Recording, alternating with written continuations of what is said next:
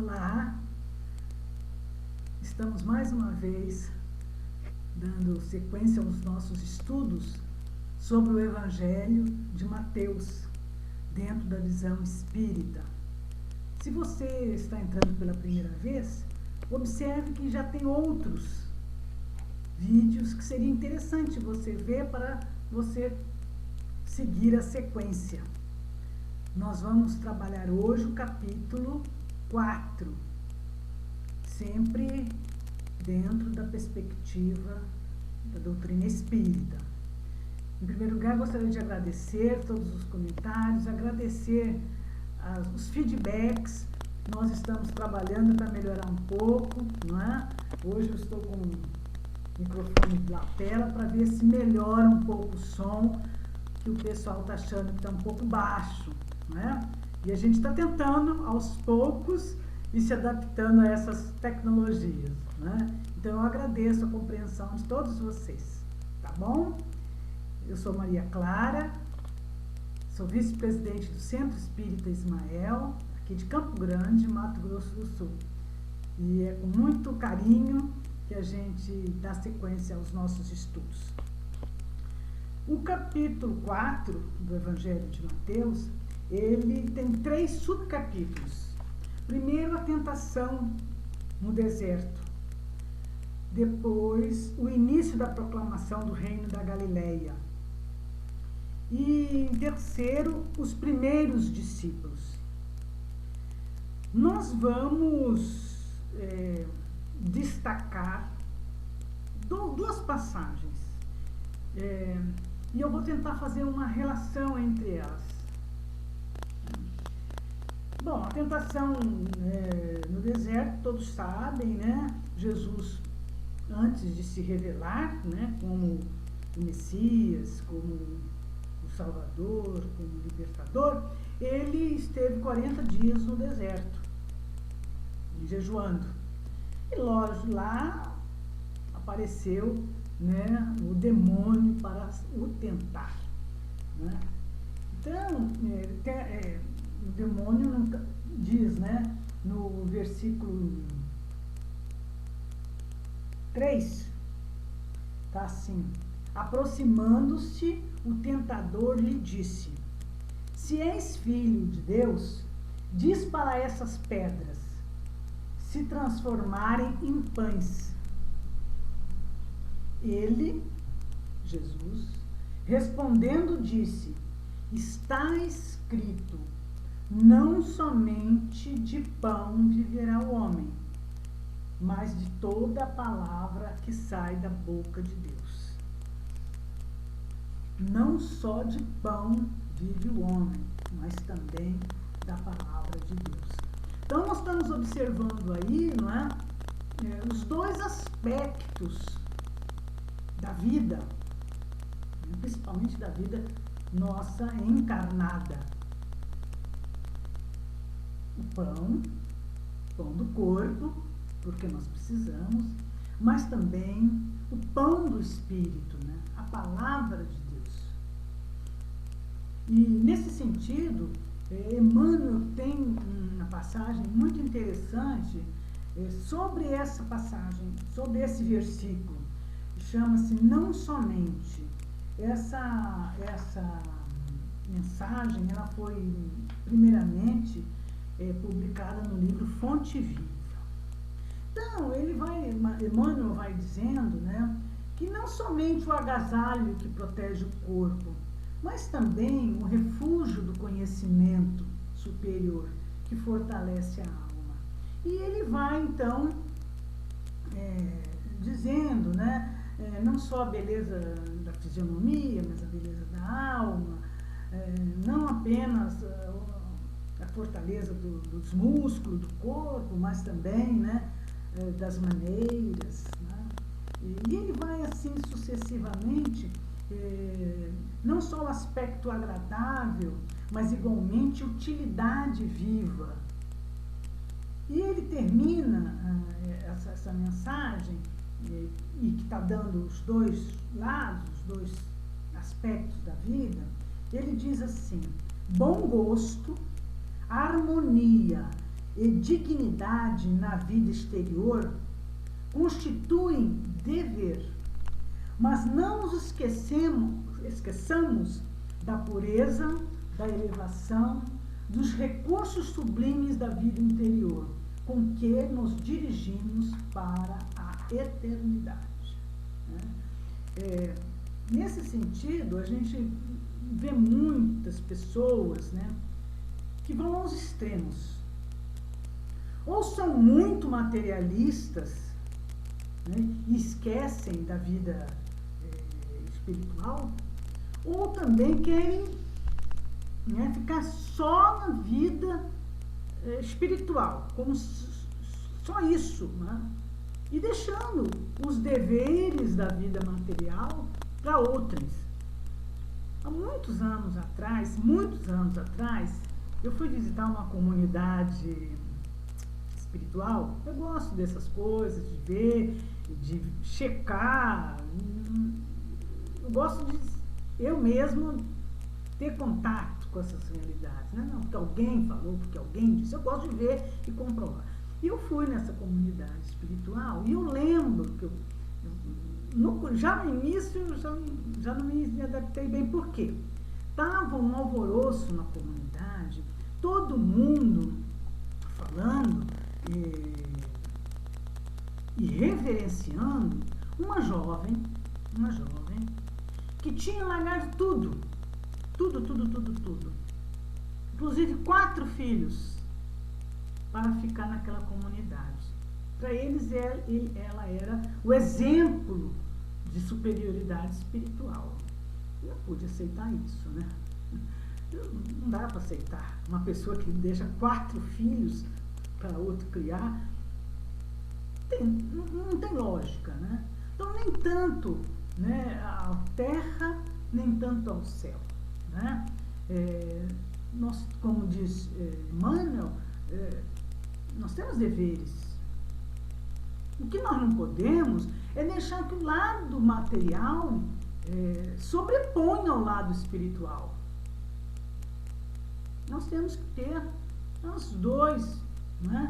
Temos que dar conta da nossa administração. É uma outra mensagem de Emmanuel, né? Que o tema é essa: dê conta da tua administração. E também nos preocuparmos, investirmos tempo, recursos no nosso aprimoramento espiritual, né? Eu acho que é aquele avião das 2 asas, né? Quando uma está ruim, né? Então, não só de pão vive o homem, mas da palavra de Deus. Mas Jesus não disse: o homem não vive sem o pão. Não só, mas também, né? Então, nós temos que estar equilibrados, né? A gente observa muitas pessoas que nos procuram, jovens, né? Tudo tem o seu tempo, né? Você pode agora deixar algum espaço para você trabalhar a sua mediunidade? Aí eu trabalho, eu estudo à noite, eu tenho filho. Bom, é complicado, porque você tem essas obrigações, né? Agora, lógico que a gente sempre, quando quer, a gente arruma um tempinho, uma questão de prioridade. Mas tem momentos na vida da gente que a gente tem algumas prioridades. E o trabalho espiritual é um trabalho que a gente faz em qualquer lugar, né? No centro espírita, no nosso trabalho, na nossa casa, né? E, inclusive na nossa família, eu acho que é o espaço primeiro, né, que a gente desenvolve a nossa espiritualidade, a nossa paciência, né, a nossa compaixão, o nosso não julgamento, né? Tudo isso faz parte da nossa caminhada espiritual, né? Mas eu queria também citar, dentro desse capítulo de Mateus, o capítulo 4, eu queria o versículo 20, que é no subcapítulo, os primeiros 4 discípulos. Tanto a tentação do deserto, como o início da proclamação do reino da Galileia, quanto os primeiros discípulos, também estão narrados em Marcos e também em Lucas, né? Marcos escreveu o seu evangelho a partir das lembranças de Pedro. Ele foi muito amigo de Pedro. Então, no versículo... começa no versículo 18.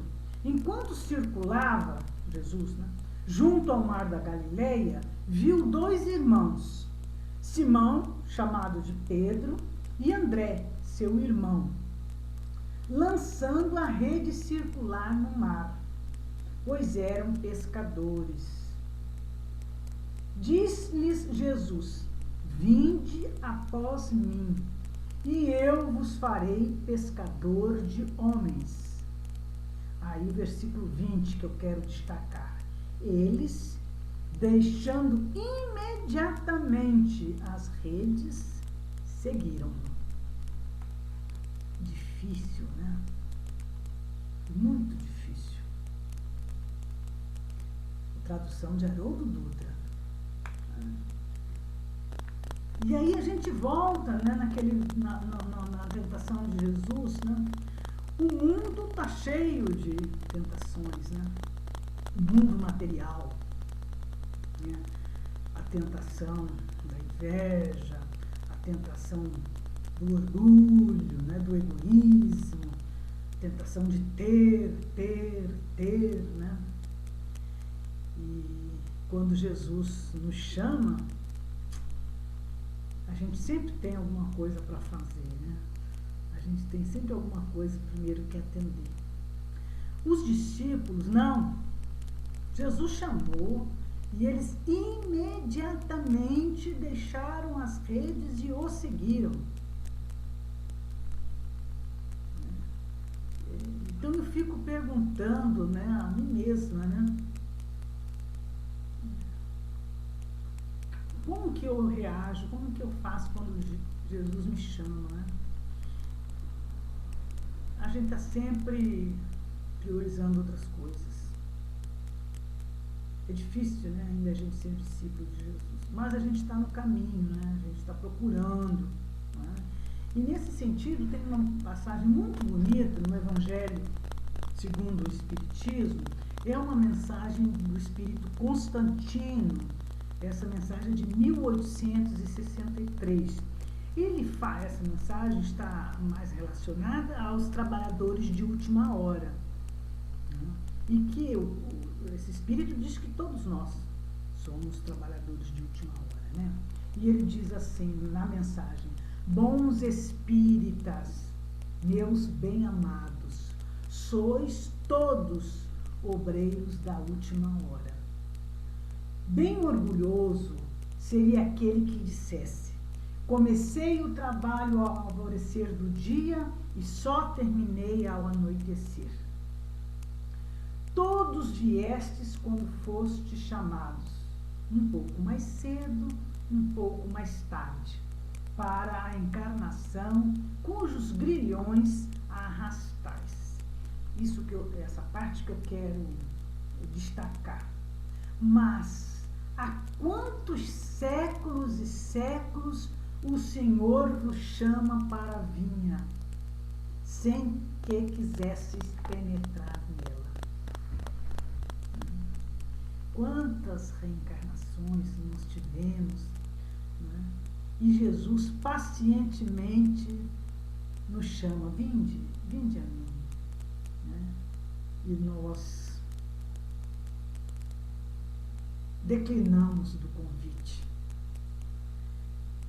Então, meus irmãos, minhas irmãs, em Jesus, o Cristo está sempre nos chamando, está sempre a nos esperar que façamos a nossa parte. Nós já temos essa consciência. O Espiritismo, ele traz, né, o Evangelho de Jesus redivivo, né, explicando, sem metáforas, sem alegorias, né? Então eu sempre digo que nós estamos na última hora já. Nós já tivemos Moisés com a primeira revelação, já tivemos Jesus com a segunda revelação, né? E já tivemos o Espiritismo, que é a terceira revelação. Não tem mais justificativa para que nós não estejamos no caminho do bem.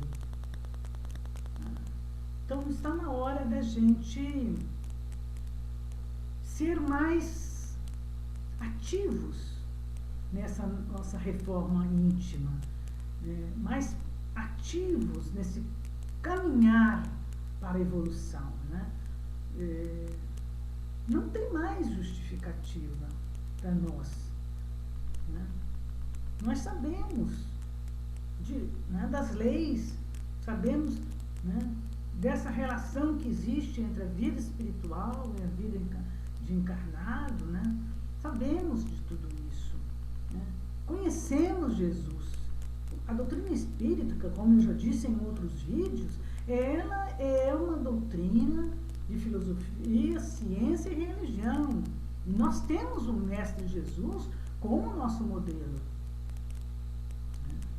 Será que até hoje nós vamos deixar as tentações vencerem? Ou nós vamos estar firmes na nossa fé, na nossa conduta, sabendo que se estamos encarnados é porque ainda somos imperfeitos, né? E que a perfeição também ela é relativa, porque a perfeição absoluta é só Deus, né? Mas o que nós estamos fazendo, né, com a nossa vida, no dia a dia, né? Será que toda noite a gente dorme tranquilamente, né, sem ter que pedir perdão para ninguém?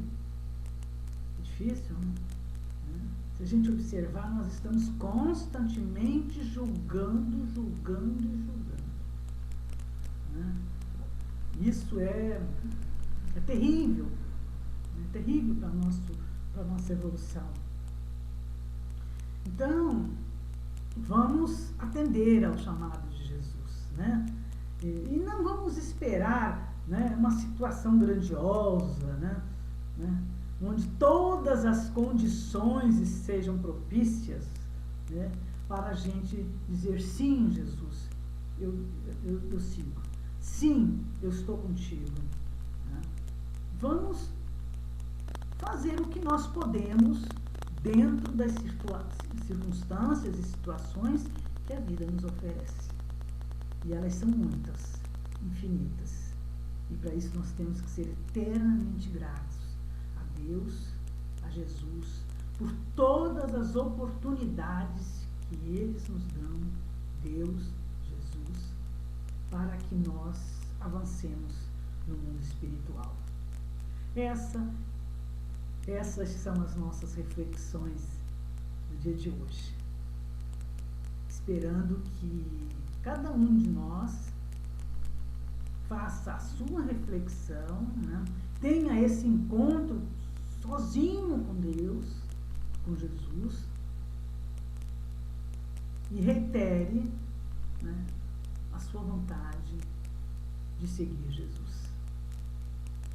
Reiterar a vontade e fazer acontecer, realizar, né, essa parceria com Jesus. Isso vai nos fazer muito bem.